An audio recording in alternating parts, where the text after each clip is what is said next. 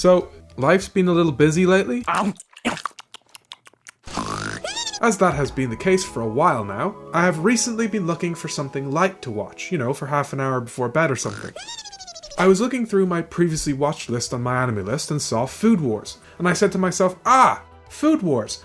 I remember liking that, that's perfect! Food Wars it is then! So, I did what all upstanding, law-abiding members of society do when they want to watch anime. I went to Crunchyroll, thinking it would be there, and it was. At least mostly. Unfortunately, there was no season 1 or 2. That's fine, I thought. There's always plan B. So, I did what all upstanding, law-abiding members of society do when Crunchyroll fails them. I tried to stream it online, but plan B failed. Why are we still here? For whatever reason, episode 1 didn't want to load. A week or so passed and I was wondering what to watch until I was suddenly hit with a burning desire to watch Rick and Morty. I don't know! So I opened Netflix. I was, however, then faced with a problem. Do I rewatch the entire thing or just season 7? My brain, in a typical fashion, decided to go with option C, and swiftly lost interest in Rick and Morty at all. I then began aimlessly navigating Netflix, contemplating whether or not to cancel my subscription. However, after some brief navigating, do you know what I found? Whoa, Oshinoko! Does it have season 2? It does! Nice! Once again, Netflix, you have escaped cancellation by a hair's breadth. But afterwards, I found Food Wars season 1 and 2, so I've been watching that lately, and I am pleased to report that I am having a blast. For those of you who are unaware, Food Wars is similar to anime like Kuroko no Basket, Blue Lock, or Yu-Gi-Oh!, where an entertaining but relatively mundane real-world activity like basketball, soccer, or in the case of Food Wars cooking, is given the old anime treatment. What do I mean by that? Well, of course, I mean a dash of almost superpowers here, a dollop of colourful personalities and hairstyles, a healthy injection of over-the-top drama, and, of course, a sprinkle of sophisticated and dignified romance where appropriate. As mentioned, Food Wars, as the name would suggest, deals with the wonderful art of cooking, an art for which I unfortunately have little talent.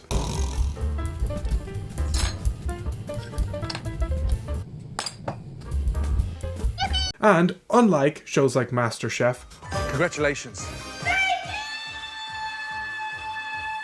On the worst dish in this competition so far.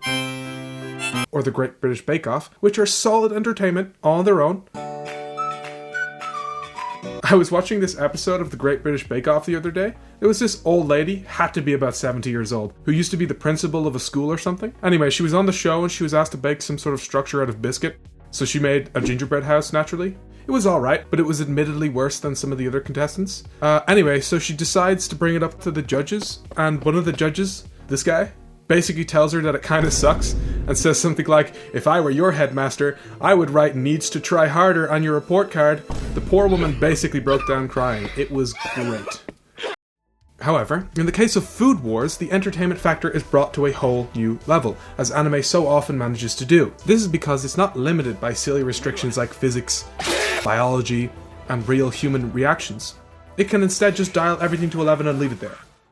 Food Wars tells the story of Soma, our charismatic main character, who works in his dad's little family restaurant thing as a chef, or maybe he's a cook. I don't know the difference. Is there a difference? It might be one of those all crows are birds, but not all birds are crows situations. Anyway, some initial shenanigans ensue, causing the main character to be thrust into the world of professional cooking, which in this case means going to a very prestigious cooking school. Once there, Soma meets all kinds of weird and wonderful people, each with their own strange cooking fixation, ability, and of course, dramatic personality. As far as its narrative is concerned, Food Wars is absolutely predictable, bog standard, nothing original here.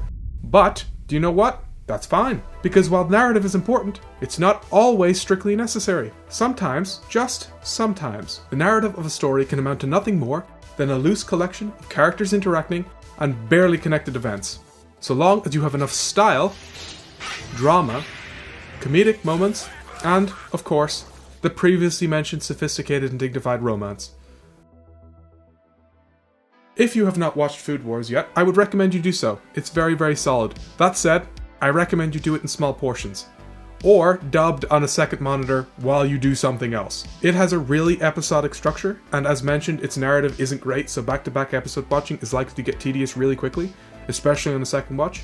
But if you haven't watched it yet, it'll be great, I promise. With all that said, I'm done for today. I'm going to try to be back next week, or the week after. We'll see how it goes. But if you enjoyed the video, why not check out the next one? I'd appreciate a like, comment, or possibly even a subscribe if you want to stick around. You could also check out some of the previous videos. I'm still trying to figure out this whole video making thing, so feedback would be appreciated. Anyway, thanks for watching the video. Whoever you are, wherever you are, I hope you have a nice day. And until next time, goodbye.